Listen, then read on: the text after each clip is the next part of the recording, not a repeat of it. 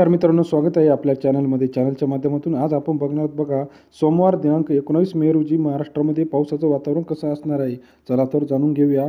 दिनांक 21, 22, 20, 19 या ठिकाणचा आजचा हवामान अंदाज. महाराष्ट्रामध्ये पावसाने मोठ्या प्रमाणात शेतकऱ्यांना झोडपलं आहे, परंतु आता अजूनही 3 ते 4 दिवस मोठ्या प्रमाणात पाऊस येण्याची शक्यता आहे. तर कुठे पाऊस जास्त येऊ शकतो? पुणे असेल, सातारा असेल, कोल्हापूर असेल, सोलापूर असेल, या सर्व ठिकाणी मोठ्या प्रमाणात पाऊस येण्याची शक्यता आहे. तर शेतकऱ्यांनी खबरदारी घेणं गरजेचं आहे, कारण का हा जो पाऊस आहे, पुणे सोलापूरमध्ये विजांच्या कडकडासह मोठ्या प्रमाणात पाऊस सांगितलेला आहे. येत्या 3 ते 4 दिवसामध्ये अजून महाराष्ट्रात मोठ्या प्रमाणात पावसाची शक्यता आहे. आपल्या परिसरात पाऊस झाला आहे का? तर किती होईल? कोल्हापूर, सातारा या 4 जिल्ह्यांना ऑरेंज अलर्ट दिलेला आहे. बाकी महाराष्ट्रामध्ये सर्व ठिकाणी येलो अलर्ट आहे. महाराष्ट्रामध्ये गेल्या काही दिवसामध्ये जर आपण बघितलं तर पावसाने धुमाकूळ घातलेला आहे.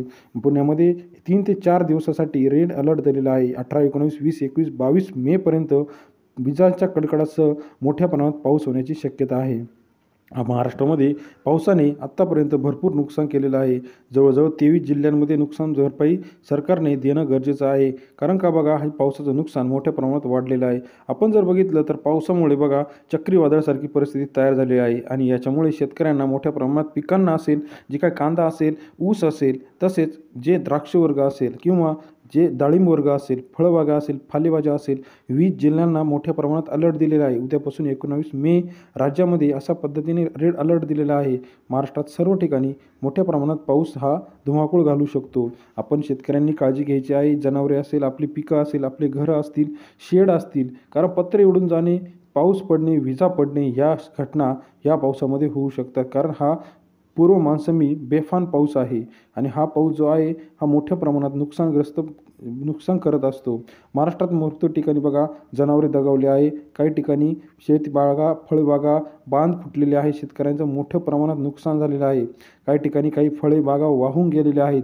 आता हा पाऊस जो आहे, आंबा असेल, चिक्कू असेल, पेरू असेल, या सर्व पिकांना धोकादायक आहे, कारण का शेवटच्या टप्प्यामध्ये ही फळे काढणीस आलेली होती. तसेच द्राक्ष वर्गांना द्राक्षाची जी काही छाटणी केलेली असेल किंवा जे काही फुटवा असेल, हा फुटवासुद्धा खराब झालेला आहे.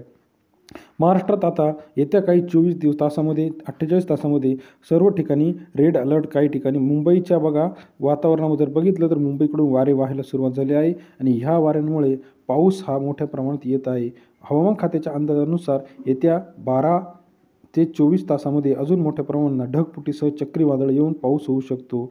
आपल्या परिसरातील वातावरण कसं आहे बघा, सकाळपासूनच जर बघितलं आज तर ढगाळ वातावरण तयार झालं आहे आणि गरमीसुद्धा आहे. याच्यामुळे 20, 21, 22, 23 मेपर्यंत ढगफुटीसह चक्रीवादळाचा इशारा दिलेला आहे. तेव्हा शेतकऱ्यांनी काळजी घेणं गरजेचं आहे, कारण हा पाऊस नुकसानी पाऊस आहे आणि सर्व शेतकऱ्यांनी आपली जी जनावरे असेल ही व्यवस्थित झाडाखाली न बांधता चांगल्या शेडमध्ये बांधणं गरजेचं आहे, कारण झाडे पडू शकतात, फांट्या पडू शकतात, वीज पडू शकतात. वाऱ्यांची दिशा जर बघितली तर चक्रीवादळ जे आहे हे अरबी समुद्राकडून चालू झालेलं आहे आणि मुंबई, पुणे या शहरांना त्याचा धोका मोठ्या प्रमाणात दिलेला आहे. मुंबई, पुणेसह सातारा असेल, सोलापूर, कोल्हापुरी ज्या समुद्राच्या कडेला शहर आहे यांना या चक्रीवादळाचा धोका आहे. महाराष्ट्रासह इतर महत्त्वाच्या शहरांमध्ये सुद्धा हे वारे हे मोठ्या प्रमाणात वाहत आहे. डोंगराच्या ज्या भागा आहे त्या ठिकाणी या वाऱ्यांचं प्रमाण जास्त असल्याचं पाहायला मिळतं.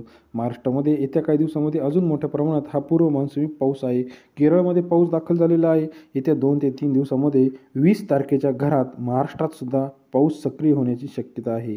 आपल्याला याविषयीचं मत काय वाटतं कमेंट करून कळवा आणि रोजच्या रोज हवामान अंदाज बघण्यासाठी चॅनलला लाईक, सबस्क्राईब, शेअर करायला विसरू नका.